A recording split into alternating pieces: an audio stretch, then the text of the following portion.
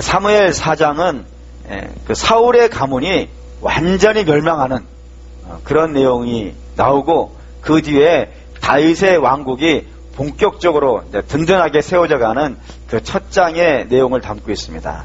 우선 우리가 읽어야 되는 절이 있는데 1절을 먼저 읽을게요. 1절 읽겠습니다. 사울의 아들 이스보셋은 아브넬이 헤브론에서 죽었다함을 듣고 손에 맥이 풀렸고 온 이스라엘이 놀라니라. 먼저 우리가 해결해야 되는 것이 있는데요. 그건 뭐냐면 이스보셋이라고 하는 사람과 아브넬이라는 사람의 관계를 좀 이해할 필요가 있습니다. 이스보셋과 아브넬, 이 두 사람은 어떤 관계냐면, 이 아브넬이라는 사람은 사울 왕의 군대 장관입니다. 근데 전쟁에 나갔다가 사울 왕이 죽거든요. 그래서 나라가 아주 그냥 큰 위기를 만났을 때 이 사람이 이제 정권을 잡는 거예요. 그래서 이걸 어떻게 잡냐면 이스보셋, 이 사울의 또 다른 아들을 자기의 앞잡이로 세웁니다. 자기가 정권을 잡는데 자기 이름으로는 안 되니까 바지 왕 하나를 선택을 하는 거예요. 그래서 이 왕을 앞에 전면에 세우고 자기가 정권을 잡고 나라를 이제 내가 한번 해보겠다라고 하는 의지로 정권을 잡습니다. 근데 이게 잘 진행이 되다가 누군가가 와가지고 아브넬에게, 이스보셋에게 아브넬이 사울 왕의 첩하고 불륜의 관계를 맺고 있습니다. 이걸 그대로 뒀다가는 분명히 나라에 큰 화가 될 것이니 뭔가를 좀 하십시오라고 얘기를 한 것 같아요. 이 아브넬, 이스보셋 혼자서 이 아브넬이 몰래 하는 일을 알아낼 수는 없을 테니까 누군가가 와서 얘기해 줬단 말이에요. 그래서 이 이스보셋이 아브넬을 불러가지고 당신 왜 그런 짓을 했느냐라고 얘기하자 이 아브넬이요 아주 세게 화를 냅니다. 내가 다윗의 개냐 뭐 이런 식으로 아주 세게 화를 내니까 이 이스보셋이 나를 왕으로 세워준 사람이니까 실질적인 권세는 이 사람이 다 가지고 있으니까 찍소리를 못하고 그냥 참는 거예요. 그런데 아브넬은 감이 온 거예요. 무엇이든지 처음에 의심은요 작게 시작하는 거예요. 근데 그 의심은요 반드시 자라요. 쭉쭉쭉 자라가지고 나중에는 어마어마하게 되어가지고 관계가 깨질 것 같으니까 내가 이스보셋이 힘이 생겨가지고 나를 쫓아내는 것보다는 뭐가 나은 거예요. 내가 이스보셋을 몰아내고 하는 게 제일 나은 거예요. 근데 자기의 이름으로 못하겠으니까 다윗에게 가는 겁니다. 다윗에게 가가지고 내가 이 이스보셋을 제거하고 이스보셋, 이 사울의 나라를 당신에게 다 주겠습니다. 그러니 나를 어떻게 달라고요? 그냥 뭐 대충 대하면 안 되지 않겠습니까? 나를 그냥 지금 인정해달라 뭐 이렇게 협상이 들어간 거예요. 그래서 이 이스보셋은 이런 협상이 일어나는지는요 꿈에도 모르고 있는 거예요. 아브넬이 가서 협상하고 있었단 말입니다. 그리고 이 협상은 아주 잘 됩니다. 아주 잘 돼가지고 거의 체결이 되려고 하는 그때쯤에 이 협상을 정말 꼴보기 싫어하는 사람이 하나 등장한 거예요. 그 사람이 누구냐면 요압입니다. 요압. 앞으로 정말 많이 나올 요압. 이 요압 장군이 너무 화가 난 거예요. 왜냐하면 이 아브넬은 자기의 동생을 죽였거든요. 전쟁에서. 요압은 다윗의 누이의 아들이에요. 조카예요. 이걸 왜 조카라 그래요? 누이의 아들. 그러니까 조카예요. 근데 이 조카의 막내 동생이 이 아브넬에게 죽는단 말이에요. 근데 이게 원수 찾겠습니까? 근데 이 원수가 다윗하고 협상을 잘해가지고 통일 이스라엘의 실권자가 되어지면요 이 용납이 안 되는 거예요. 지금은 내가 여기에 다윗에게 내가 서열 2위인데 이 사람이 와가지고 내 원수가 내 머리 위에 서는 건 용서할 수가 없어가지고 이제 기회를 보는 겁니다. 기회를 보고 있다가 온 거예요. 아브넬이 비무장하고 있는 상태에 가가지고 아브넬을 찔러 죽입니다. 이 이야기를 듣고 두 사람이 놀라요. 처음에 누가 놀랐을까요? 다윗이 놀라죠, 당연히. 지금 협상하고 있는 사람이니까. 다윗이 놀랍니다. 근데 다윗이 놀라는 것보다 더 크게 놀라고 더 크게 당황한 사람은요 이스보셋인 거예요. 그러니까 아브넬이 자기를 제거할 거라고 하는 그런 생각은 추구도 못하고 아브넬이 나를 지켜주지 않으면은 누가 나를 지켜줄 수 있겠는가 라고 그렇게 생각하다가 이 아브넬이 죽으니까 이 사람은 끝났다 해가지고 뭐라고 성경을 쓰고 있는 거예요? 맥이 탁 풀렸다고. 맥이 탁 풀렸다고. 이제 누가 나를 지키겠는가 라고 맥이 빠져버리는 일이 발생됐다 이겁니다. 여기서 우리가 중요한 원리를, 신앙의 중요한 원리를 하나를 발견해야 돼요. 그게 뭐냐면 의인이 누구냐 이거예요. 의인과 악인이 누구냐 이거예요. 의인하고 악인이 누구냐, 이걸 여러분 이게 분명히 구분하실 수 있어야 돼요. 세상에서는 의인과 악인을 어떻게 구분합니까? 의인은 누가 의인이죠? 착한 사람, 착한 행동을 한 사람, 옳은 일을 한 사람, 그런 사람을 의인이라고 하고, 악한 사람, 악인은요, 나쁜 짓을 한 사람, 못된 짓을 한 사람, 악한 사람, 이런 사람을 세상에서는 악인이라고 그런다고요. 근데 성경은 그걸로 악인을 평가하지 않습니다. 성경은 그걸로 의인을 이야기하지 않습니다. 예를 들면 이런 상황이 되기 때문에 그래요. 애매한 상황들이 많아요. 예를 들면 내가 도둑질을 하려고 남의 집 탐을 넘었어요. 그래서 몰래 들어가가지고 현관문을 따고 금고를 열려고 하는 그 찰나에 옆에 보니까 그 집 주인이요, 쓰러져서 죽어가고 있는 거예요. 그래서 그 사람 보니까 너무 안쓰러워가지고 들치워갖고 병원에 가서 딱 입원시켜줘가지고 살렸어요. 그럼 나는 의인이에요, 악인이에요? 또 다른 예를 들어볼게요. 나는 부잣집 아줌마예요. 부잣집 아줌마? 어쨌든 부잣집 아줌마인데 결정적인 문제가 있어요. 아기가 없는 거예요. 근데 길을 지나가는데 어느 가난한 집 아기가 이쁜 아기가 있는 거예요. 그래서 그 애를 납치해가지고 자기가 먹이고 키우고 가르쳐가지고 의사를 만들었어요. 그러면 이 부잣집 아줌마는 의인이에요, 악인이에요? 모르겠어요. 모르겠어요? 아시겠어요? 네. 뭐 골치 아프게 생각할 거 없어요. 애가 악인이에요. 근데 참 애매한 순간들이 많단 말이에요. 근데 성경은 그래서 그런 걸로 의인과 악인을 구분하지 않아요. 그러면 성경은 무엇으로 악인과 의인을 구분할까요? 그의 기초가 어디에 있냐 이거예요. 그의 기초가 어디 있냐. 그의 기초가 어디에 있으면요, 그의 기초가 하나님에 있는 사람은 의인이에요. 그의 기초가 하나님에게 있지 않은 사람은요, 악인이에요. 왜 그렇게 얘기할까요? 하나님 위에 기초를 쌓지 않은 사람은 결국엔 다 어디로 가니까요? 그리 가는 거예요. 막을 수가 없어요. 잠깐은 선한 행동을 할 수 있을지 모르겠어요. 하지만 하나님의 기초에 있지 않은 자들은 반드시 그것이 멸망의 길로 가게 돼 있다고요. 반면에 하나님 위에 기초를 쌓은 사람은요, 하나님이 그를 바꾸신다니까요. 하나님이 그를 새롭게 하시고 하나님이 그를 만든단 말입니다. 그러니까 영원히 변하지 않는 하나님에게 기초를 둔 사람은 지금 그가 좀 부족하고 그가 지금 못났다 하더라도 하나님이 그를 믿음의 사람으로 만들어내신다니까요.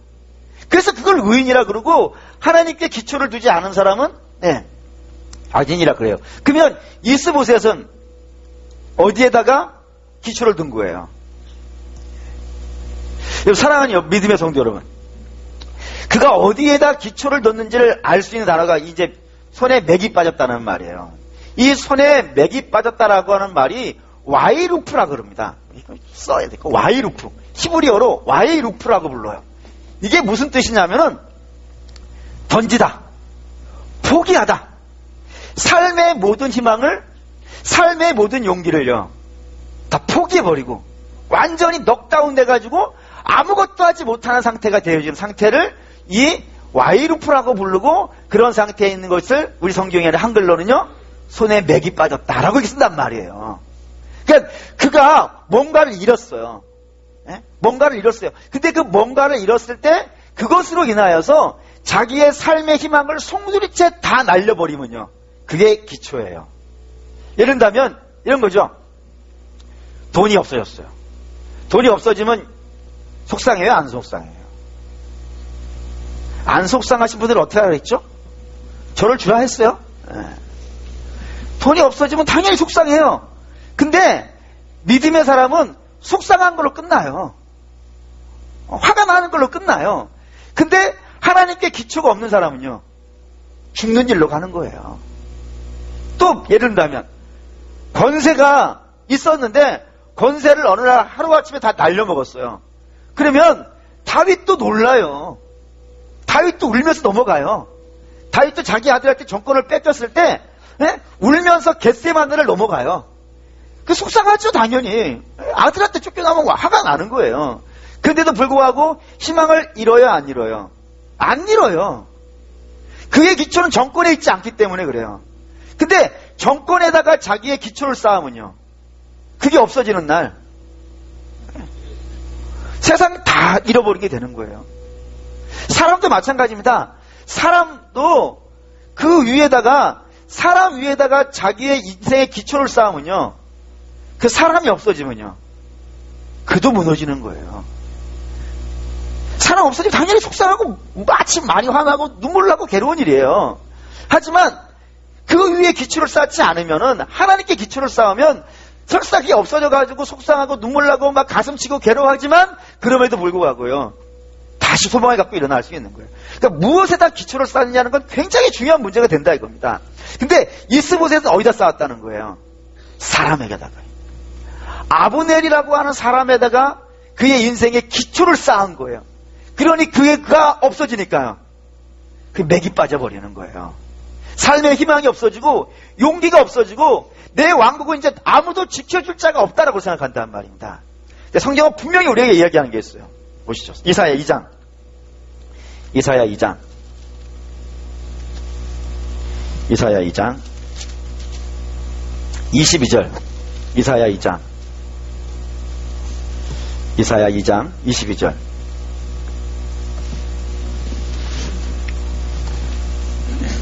구약성경 970페이지 이사야 2장 22절 읽을게요. 너희는 인생을 의지하지 말라. 그의 호흡은 코에 있나니 새말가치가 어디 있느냐. 성도들에게 이렇게 얘기하는, 너 뭐에다가 기초 쌓지 말라고요? 사람에게다가 기초를 쌓지 말라고요. 왜요? 그의 인생은 뭐에 달려 있으니까요? 숨 쉬는 거에 있어요. 근데 숨이라는 것은 말이죠, 영원히 쉴 수 있는 건 아니잖아요. 여러분, 아무리 대단한 사람이라 하더라도 영원히 그 코로 호흡을 할 수 있는 사람은요, 없어요.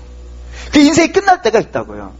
그 인생이 끝날 때 그에게 인생의 기초를 쌓은 사람은 그가 무너질 때요, 같이 무너진다고요. 전도서에 굉장히 중요한 표현이 나와요. 전도서 3장 19절. 전도서 3장 19절.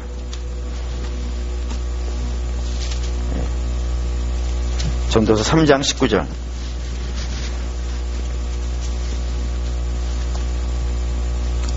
(3장 19절) 읽습니다. 인생이 당할 일을 짐승도 당하나니 그들이 당하는 일이 일반이라. 다 동일한 호흡이 있어서 짐승이 죽음같이 사람도 죽으니 사람이 짐승보다 뛰어남이 없으면 모든 것이 헛됨이로다. 예, 사람하고 짐승하고는 여러 비교할 수 없을 정도로 차이가 나요. 비교할 수 없을 정도로 차이가 나는데 짐승이나 사람이나 똑같은 영역이 하나가 있더라는 거예요. 그게 뭐예요? 예, 코로 숨 쉰다는 건 똑같더라 이거예요. 그래서 그 코에 숨이 끝나는 날은요, 짐승이나 사람이나 마찬가지더라 이거예요. 그런 존재에게 인생을 기초로 쌓는다면요, 어떻게 되겠습니까? 성경이 이렇게 얘기해요. 시편 1편 4절. 시편 1편 4절. 아주 유명한 시죠. 시편 전체의 결론입니다, 이게. 시편 1장이. 시편 1장 4절 있습니다. 악인들은 그렇지 아니하며 오직 바람에 나는 겨와 같도다. 악인은 뭐라고 악인이라고 했죠? 하나님께 그의 기초를 쌓지 않은 사람. 그런 사람은 악인이고, 그 악인은 어떻게 된다고요? 바람에 날리는 겨와 같다고요. 왜죠? 바람은요, 일정하게 부는 게 아니에요. 오늘 여기서 불었다가 내일은 저기서 불었다가 늘 변하고 왔다 갔다 하는 것이 그 바람이라고요. 근데 그 바람에다가 인생의 기초를 쌓는단 말이에요. 악인들은 변하지 않는 건 뭐만이요? 하나님만이 변하지 않는데 거기에다가 인생의 기초를 쌓아야 된다니까요. 그렇지 않고 바람처럼 왔다 갔다 하는 거, 사람이든지 재물이든지 건강이든지 자식이든지, 이 세상의 영광이라는 것들은 여러분 잠깐 있다가 금방 사라질 수도 있는 것들이라고요. 영원히 내 곁에 있는 것은요, 아무것도 없어요. 근데 영원히 내 옆에 있지 않은 것에다가 내 인생의 기초를 쌓으니까 그가요, 없어질 때 바람처럼 사라지는 거예요. 그러니까 모든 것이 다 이리저리 흔들리는 부표와 같은 인생이 되어져 버리기 때문에 거기에다가 인생의 기초를 쌓지 말라 이겁니다. 무너진다 이거예요. 그래서 예수님도 똑같은 말씀을 하나를 하세요. 예수님이 마태복음 7장입니다. 마태복음 7장은 우리가 산상수훈이라고 해서 다 가장 유명한 예수님의 설교 중에 하나입니다. 마태복음 7장 24절, 여러분 잘 아시는 내용이 등장해요. 잘 아시는 내용이 7장 24절에서 27절 읽겠습니다.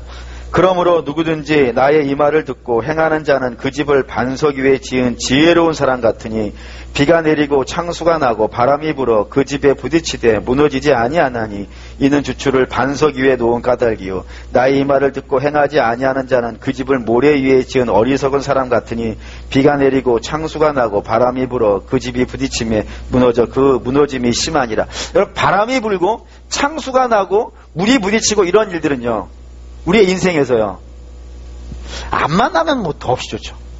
안 만나면 더없이 좋습니다. 근데 안 만나는 사람은 지금까지 못 만난 것 같아요. 누구나 있습니다. 제 연초의 기도는 이거예요. 올해 우리 성도들과 우리 교회는 비나리고 창수나고 바람 불 그런 일들이 없었으면 좋겠다. 하나님 없게 해주십시오. 라고 이렇게 기도합니다. 당연히 목회자는 그렇게 기도하는 겁니다. 저는 없을 거라 믿습니다. 근데 뭐 선포하는 건 아니지만 살다 보면은 뭐 어떤 일이 벌어질지는 아무도 모르겠어요. 그러니까 우리가 지금까지 지나온 세월을 보면 작년에도 그랬죠. 비 내릴 때가 있었고, 창수날 때가 있었고, 바람이 우리 집에 부딪힐 때가 있었다 이거예요. 근데 그때에 내 기초가 어디에 있냐 이거예요. 흔들릴 수밖에 없고 있다가 사라질 수밖에 없는 그런 것에다가 기초를 쌓은 사람들은요, 그때 다 무너져 버리는 거예요. 근데 반석은 뭐죠? 하나님, 예수님, 그분에다가 우리의 인생의 기초를 쌓은 사람은요, 어떠한 상황이 와도 그게 무너지지 않는다 이겁니다. 그게 반석 때문에 그래요. 그러니까 집이 문제가 아닌 겁니다. 여러분, 아무리 멋진 집들을 쌓아놓는다 하더라도 내가 거기에 반석이 기초가 잘못되어져 있으면은 그 잠시 있을 수밖에 없는 것들에게 내 인생의 기초를 쌓으면 아무리 멋진 2층 집으로 쌓았다 하더라도요. 제가 군산에 있었을 때 그 비전센터라고 하는 교육관을 그때 지었거든요. 근데 이제 교회 그 본당 옆에 있는 땅에다가 그 집을 짓는데 처음에 포크레인을 팠어요. 팠더니 그 건축 소장님께서 말씀하시는데 이 공사가 좀 난 공사라는 거예요. 뭐 때문에 그러냐 했더니 거기가 원래 뻘이었다는 거예요. 뻘이었기 때문에 그냥 여기다가 웬만한 집 짓는 방식으로 지었다가는 금방 무너진다는 거예요. 그래서 그 뻘 밑에 반석에다가까지 뭘 박아야 된다는 거예요. 뭘 박아야 되는지는 모르겠어요. 그런 거를 알면 제가 목사를 하겠습니까? 건축 소장을 하지? 그걸 깊이 박아야 된다는 거예요. 그래서 그걸 박는 데만 해도 굉장히 오랜 시간을 걸렸어요. 그리고 나서 지은 거예요. 흔들림이 없을 거라고요. 그러니까 여러분, 우리가 어디에다가 기초를 쌓느냐, 굉장히 중요한 문제라 이겁니다.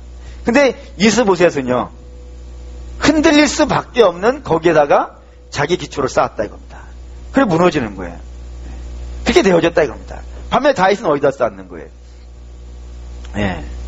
하나님에게 쌓는. 그래서 그가 잘못한 일이 많아요. 우리가 쭉 봐왔듯이. 잘못한 일도 많고 실수도 많아요. 그럼에도 불구하고 그를 자꾸 의인이라고 성경이 얘기하고 하나님 마음에 든다라고 자꾸 이야기하는 것은 그가 인생의 기초를요, 하나님에게 쌓았단 말입니다. 그래서 하나님이 너 잘못했어 그러면 뭐 하면 되는 거예요? 회개하면 되는 거예요.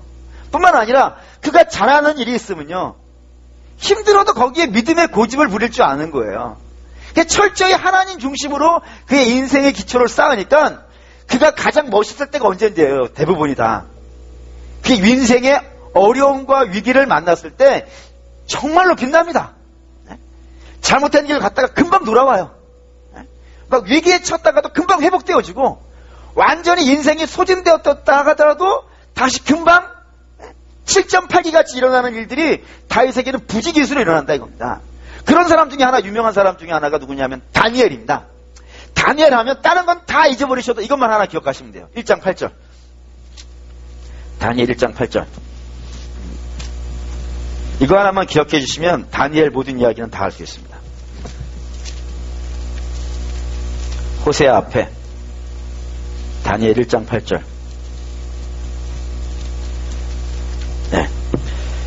다니엘 1장 8절 1230페이지 다니엘 1장 8절 있습니다. 다니엘은 뜻을 정하여 왕의 음식과 그가 마시는 포도주로 자기를 더럽히지 아니하리라 하고 자기를 더럽히지 아니하도록 환관장에게 구하니. 다니엘은 어디다가는 자기 인생을 안 쌓겠다는 거예요. 왕이 주는 음식에다가는 안 쌓겠다 이거예요. 그러니까 왕에게는 내 인생에 두지 않겠다 이거예요. 네? 그러니까 왕은 어떤 사람인데요? 늘 변하는 사람이에요. 왕은 늘 변합니다.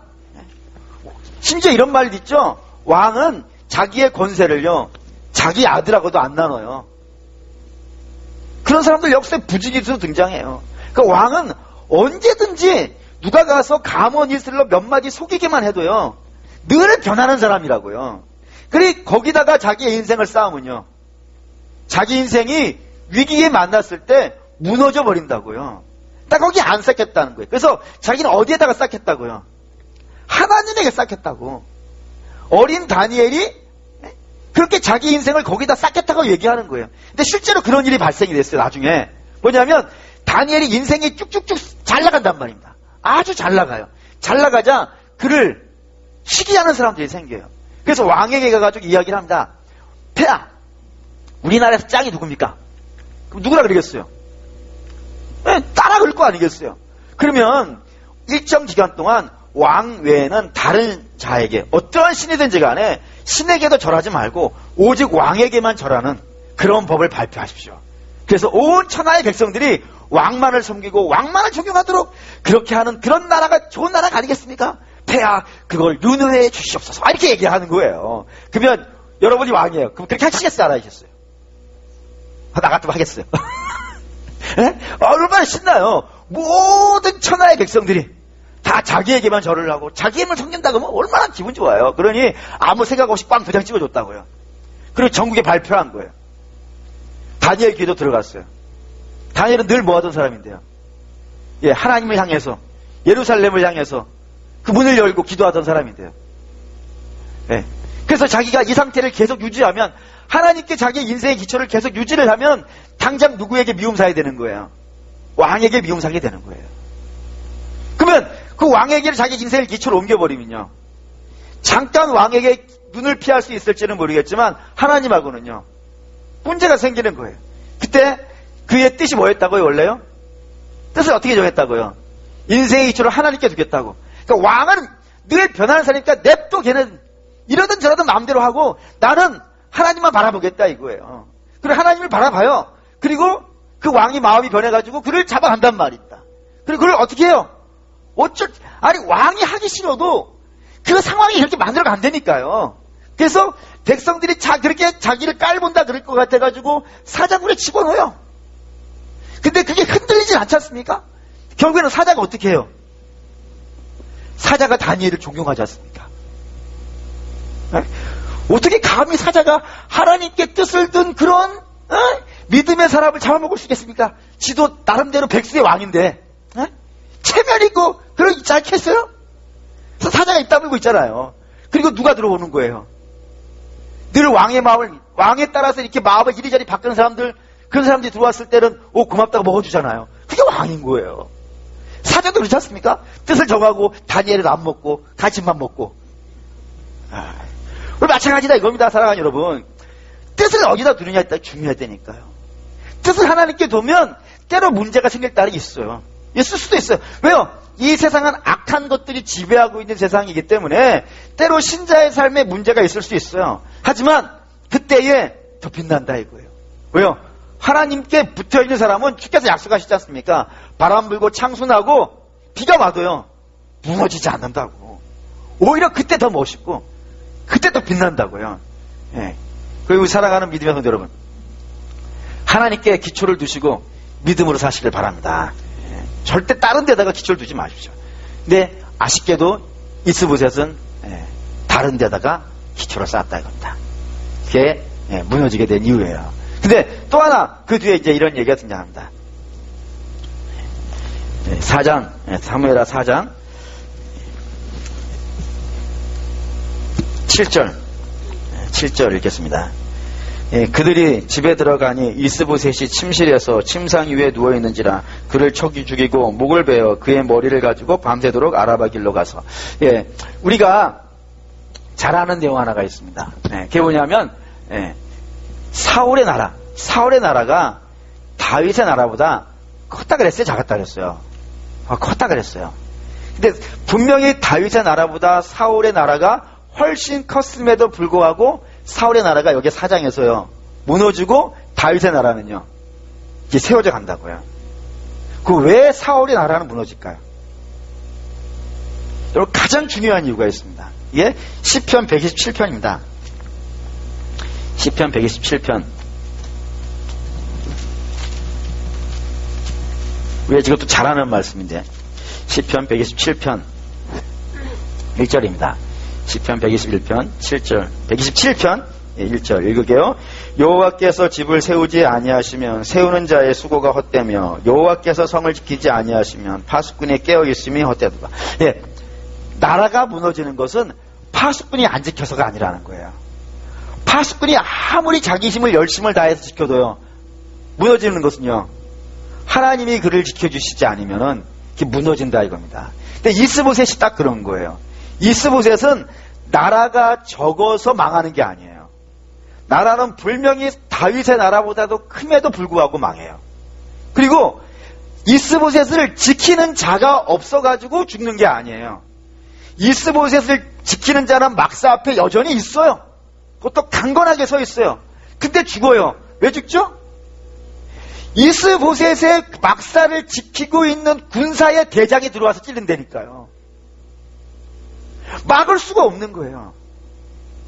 하나님이 지켜주시지 않는다 그러면은 여러분 누가 지켜도 지켜지지가 않아요. 그냥 자기 편이 와서 찌르는데, 자기 믿을 수 있는 사람이 와서 찌르는데 어떻게 감당하겠어요? 하나님이 지켜주시는 게 중요한 거예요. 근데 이거를 이스라엘이 나중에 착각을 해요. 착각을 하는데 뭐 때문에 착각하냐면 예루살렘이 멸망하지 않는다고 생각했어요.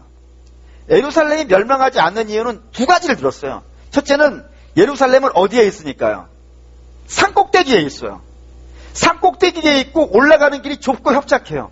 그래서 군사를 한꺼번에 많은 군사를 동원할 수가 없어요. 길이 있어야 뭐 올라가지 않겠어요. 산이니까 옆에 길을 깔 수도 없고, 길이 좁기 때문에 군사가 한꺼번에 올라갈 수도 없고, 그래서 좁은 길을 올라올 때 그때 위에서 바위를 굴려버린다든가 뭐 통나무를 굴려버린다 그러면 올라올 수가 없는 거예요. 그래서 산꼭대기에 있으니까 우리는 안전하다고 생각했고, 두 번째는 이 산꼭대기에 있는 예루살렘임에도 불구하고 여기에 뭐가 있냐면 기온샘이라고 하는 샘이 하나가 있어요. 이 샘이 어디에 있냐면 땅속에 있어요. 이 샘이 항상 콸콸콸콸 나오는 샘이 있어요. 그런데 이 샘이 땅에서 솟아나가지고 도랑을 타고 이렇게 들어와가지고 어디에 모이냐면 실로암이라고 하는 연못에 모여요. 실로암, 그게 실로암이에요. 근데 실로암은 어디에 있었냐면 예루살렘 성 바깥에 있었어요.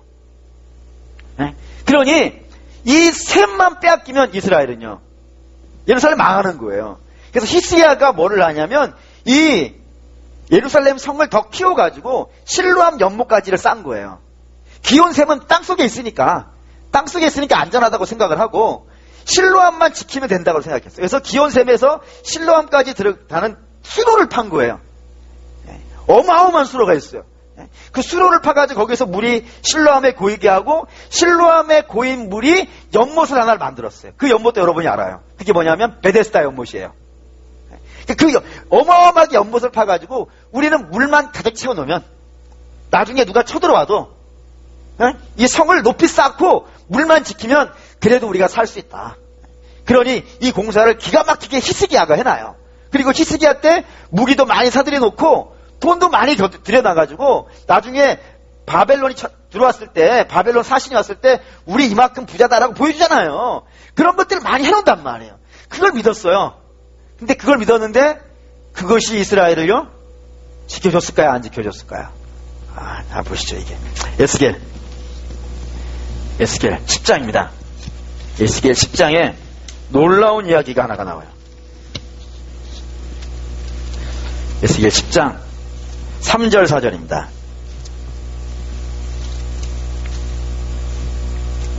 3절 4절 읽겠습니다. 그 사람이 들어갈 때에 그룹들은 성전 오른쪽에 서 있고 구름은 안뜰에 가득하며 여호와의 영광이 그룹에서 올라와 성전 문지방에 이르니 구름이 성전에 가득하며 여호와의 영화로운 광채가 뜰에 가득하였고, 이 말씀이 무슨 말인지 잘 모르시겠죠. 근데 사실은 알 수 있어요. 우리 충분히 알 수 있어요. 뭐 때문에 알 수 있냐면 그룹이라고 하는 것 때문에 알 수 있어요.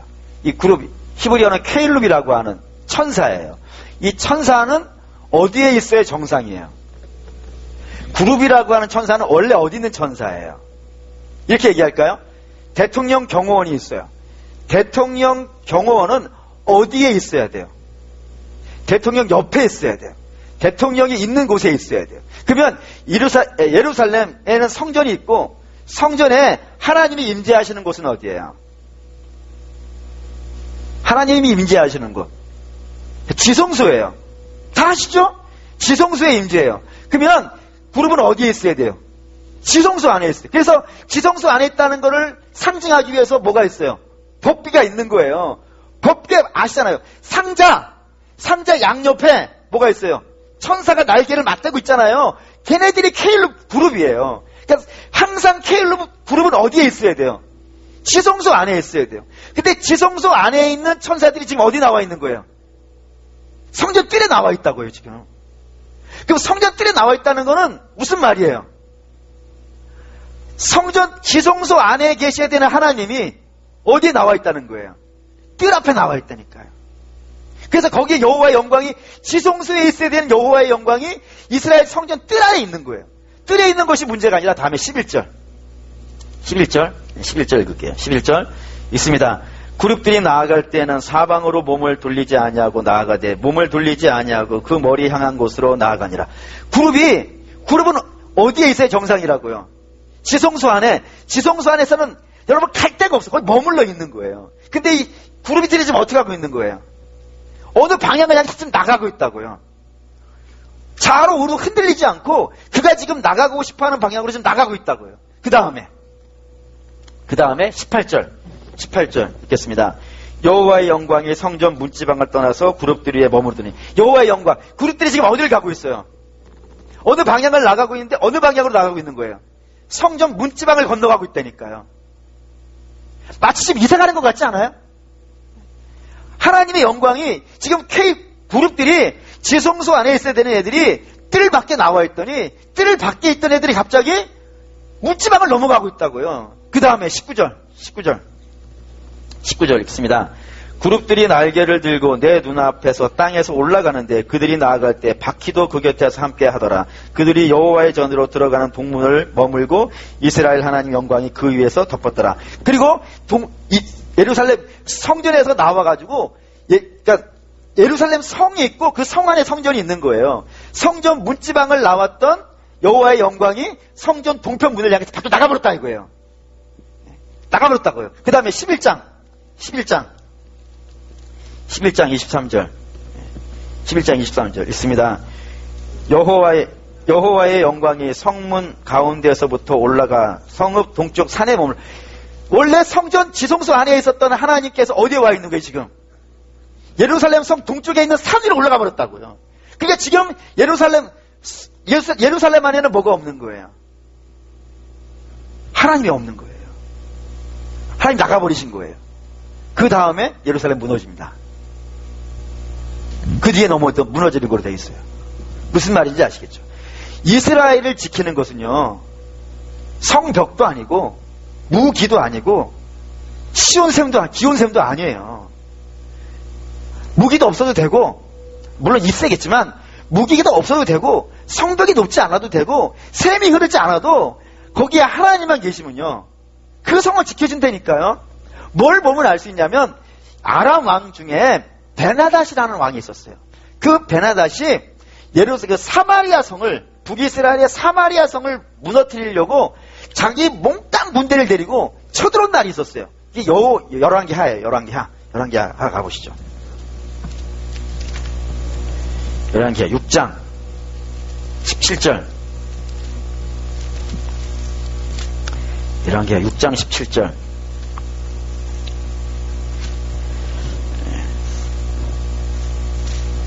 16절 17절 있죠. 16절 17절 읽겠습니다.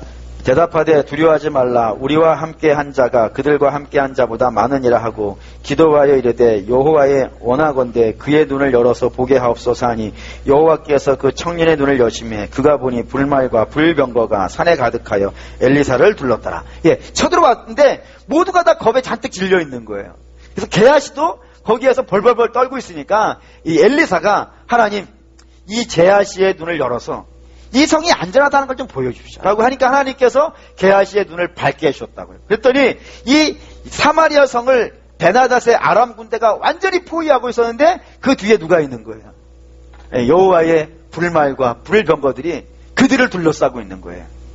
그래서 그들이 그 밤에 완전히 베나닷의 군대를 초토화시킵니다. 사마리아 성에 있는 사람들은 나와보지도 않아요. 그 불말과 불탈자들이 완전히 이 아람의 군대를 초토화시켜가지고 결국에는 몽따다 도망갑니다.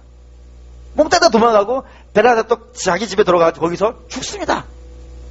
여러분, 뭐가 있어야 이스라엘이 지켜지냐 이거예요. 성도를 지켜지는 것은 여러분 그런 것들이 아니라 이겁니다. 그러니 사울의 나라가 무너지게 된 것은 그 이스보셋이 사울 가문이 하나님을 의지하지 않으니까 하나님이 그를 버리신 거예요. 하나님이 그를 내려놔 버리시니까 그 사울의 가문은요 오늘 무너져 버린다 이겁니다. 그러니까 기초가 어딨냐 이 뭐예요. 반면에 그러면 다윗의 왕국이 든든하게 서는 장면이 어떻게 성경에 기록되어 있냐면 여기에 바나와 레갑 자손이라고 하는 이 사울의 가문의 군대에 이끄는 경호원 대장들, 경호대장들 그런 사람들이 나와요. 이 사람들이 자기 주인의 목을 잘라서 간 거예요. 그리고 다윗에게 가가지고 그 이스보셋의 머리를 내놓으면서 우리가 당신의 원수의 목을 가져왔지 않냐. 그래 뭐 해달라고요. 우리 한 잔 달라 그런 거겠죠. 그래서 다윗이 뭐라고 얘기하냐면 야 옛날에도 나한테 그런 사람이 있었다 이거예요. 옛날에도 사울왕의 목을 가지고 와가지고 나한테 한 자리 해달라고 했던 아말렉의 애가 있었는데 걔가 어떻게 된 줄 아냐? 걔 내가 시글나게 했을 때 그랬다가 내가 걔 목 잘랐다. 그러면 너도 마찬가지가 될 것이다 하면서 이 바나와 레갑 자손을요 죽인다고요. 이게 무슨 의미냐면은 세상에는 성공하는 두 가지 방법이 있습니다. 성경을 묵상해보고 또 가만히 이렇게 묵상해보니까 세상에서는 성공하는 방식이 두 가지가 있더라고요. 하나는 세상의 방식이 있고 또 하나는요 하나님의 방식이 있어요. 근데 세상의 방식은 어떻게 하는 걸까요? 제가 가만히 보니까 이런 거예요. 세상의 방식은 누구를 죽여서 차지하는 거예요. 왜 그렇게 할까요? 세상에는 자리가 하나밖에 없어요. 하나밖에 없어요. 그죠? 그래서 하나밖에 없는데 그 하나를 누군가가 차지하고 있는 거예요. 그러면 그걸 내가 차지하려면 어떻게 해야 되는 거예요? 이걸 쫓아내야겠죠. 반역을 하든지 쫓아내든지 뭐 해야 될 거 아니겠어요? 뿐만 아니라 자리가 비었어요. 그러면 이 자리를 차지하려고 하는 사람들이요 많을 것 아니겠어요? 그래서 이 많은 사람들 중에서 내가 차지하려면 차지하려고 하는 사람들을 다 제거해야 돼요. 그래서 누구를 죽여서 누구를 없앤 다음에 차지하는 방식이 세상 방식이에요. 근데 여러분 그런 방식으로 그 자리를 차지한 사람들을 성경이 어떻게 표현하는지 아십니까? 굉장히 불행한 사람으로 쓰는 거 아세요? 예를 든다면 가장 대표적인 예가 가인과 아벨입니다. 가인과 아벨이죠.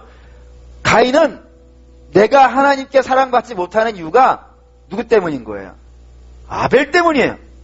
자기 때문인데 자기는 돌아보지 않고 아벨 때문이라고 생각하는 거예요. 그래서 아벨만 없어지면 내가 내 자리를 회복할 수 있을 거라고 생각해요. 그래서 뭐 하죠? 아벨을 죽여요. 근데 그 아벨을 죽여서 아벨이 가지고 있는 모든 것을 내가 차지하지만 그가 하나님께 인정을 받아요, 못 받아요? 못 받아요. 쫓겨나요. 또 이런 사람 있죠. 대표적인 사람 하면 에서와 야곱도 마찬가지예요.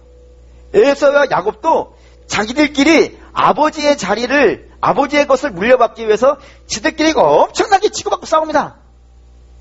그 결과 에서는요 완전히 탈락해요. 그럼 야곱은 성공한 거예요? 야곱 성공한 거 아니에요.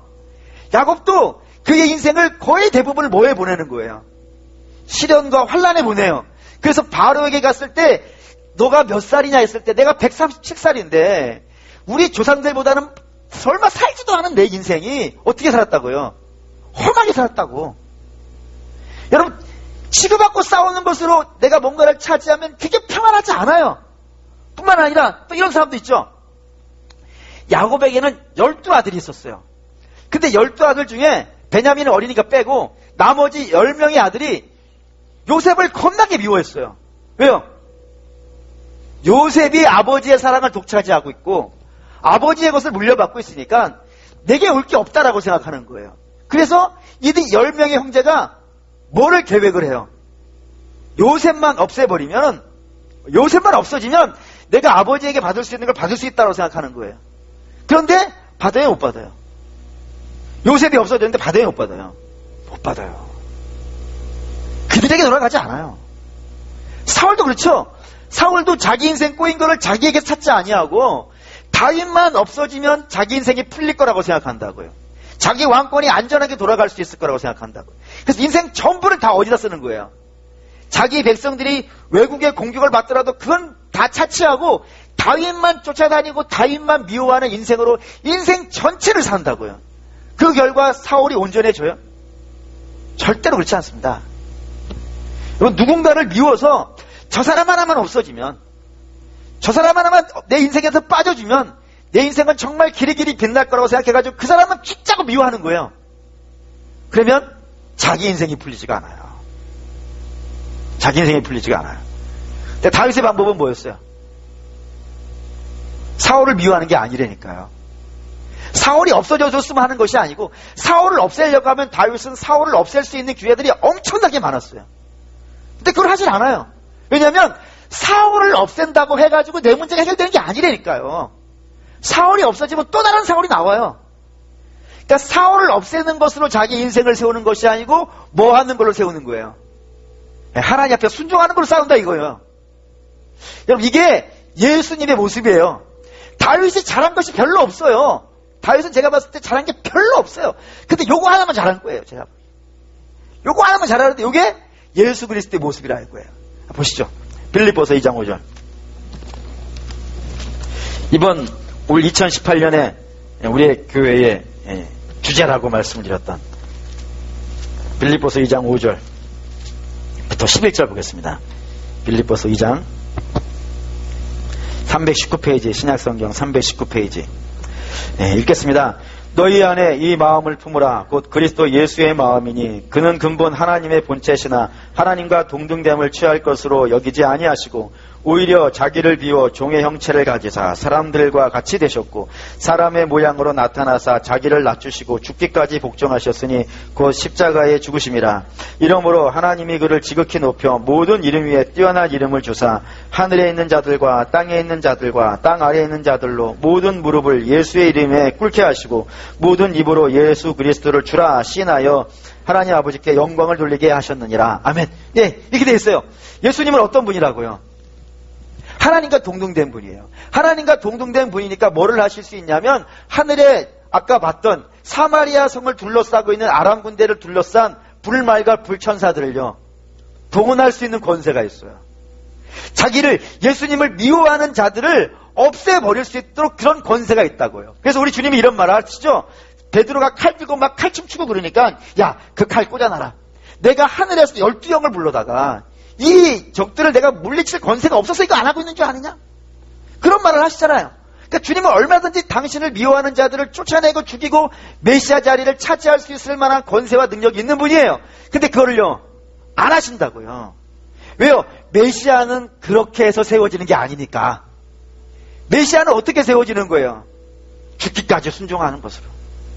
죽기까지 순종하는 것으로, 하나님의 뜻에 죽기까지 순종하는 것으로 당신의 충성을 했단 말이에요. 그러자 성부 하나님이 어떻게 만들었다고요? 모든 무릎을 그 발 앞에 꿇게 하시고 모든 입술을요 그를 주라고 고백하게 만드시고. 여러분 승리가 어딨냐 이 말이에요. 승리가 세상은 남을 죽여야 승리가 돼요. 그래서 여러분 이런 말이 있어요. 세상에 이런 말이 실제로 있어요. 뭐라고 하냐면 한두 사람을 죽인 사람은 뭐라고 불러요? 살인자라 그래요. 근데 1000명, 2000명을 죽인 사람은요 영웅이라 그러는 거예요. 세상은 그래요. 근데 예수님은 그런 영웅이 아니에요.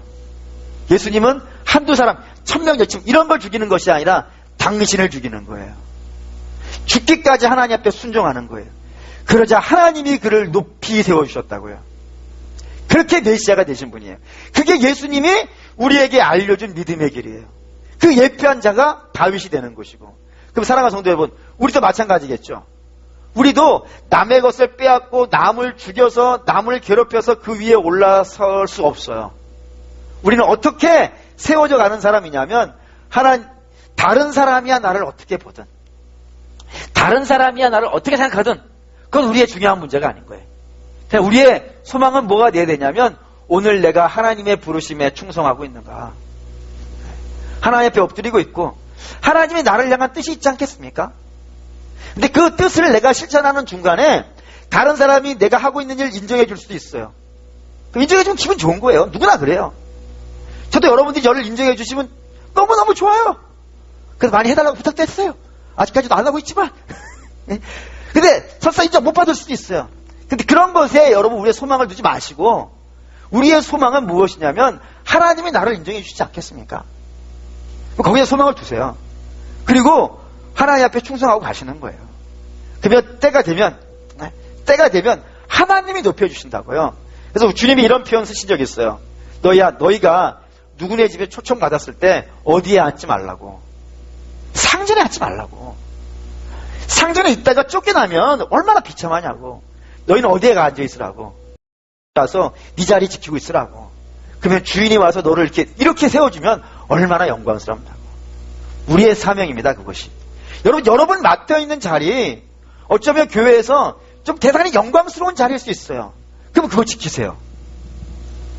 또 때로 어떤 경우에는 영광스러운 자리에 있다가 어떤 때는요, 좀 볼품없는 자리로 나갈 수도 있어요. 그러면 목사님이 요즘 나를 싫어하시나 봐.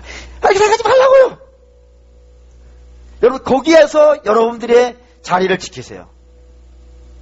그럼 하나님이 다시 영광스럽게 만들어주실 거예요. 이게 영적인 원리인 거예요.